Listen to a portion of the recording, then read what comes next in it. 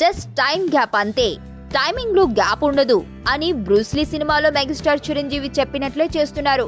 ఆయన 150వ చిత్రం కత్తిలాంటోడు షూటింగ్ గత గురువారం మొదలైన సంగతి తెలిసిందే. సినిమా కాస్త ఆలస్యంగా సెట్స్ మీదకు వెళ్లినా టీజర్ ని మాత్రం చాలా త్వరగా ఇవ్వాలని భావిస్తున్నారు.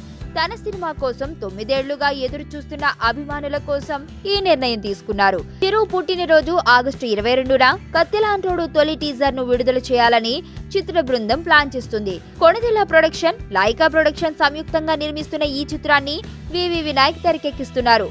ఇందులో రైతుల కోసం పోరాడే వ్యక్తిగా మెగాస్టార్ కనిపించనున్నారు. హైదరాబాద్ లోని శివార్లలో డే అండ్ నైట్ కత్తిలాంటోడు షూటింగ్ జరుగుతుంది. తొలి షెడ్యూల్లో వినాయక్ చిరుపై కొన్ని యాక్షన్ సన్నివేశాలను చిత్రీకరిస్తున్నారు.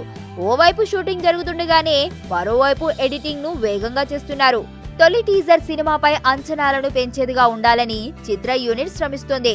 ఇంకా ప్రధాన కథానాయిక ఖరారు కాని ఈ సినిమాలో సరైనోడులో ఎమ్మెల్యేగా ఆకట్టుకున్న క్యాథరిన్ ఓ పాటలో చిరుతో కలిసి డాన్స్ వేయనుంది. Rock star Devi Sri Prasad mass ప్రజలను ఉర్రూతులాడించే ట్యూన్స్ ఇచ్చే పనిలో నిమగ్నమై ఉన్నారు. ఈ చిత్రం సంక్రాంతికి రిలీజ్ కానుంది. మనకి ఎవరన్నా సాయం చేస్తే మన వాళ్ళ లైఫ్ తో వ్యవసాయం చేస్తాం.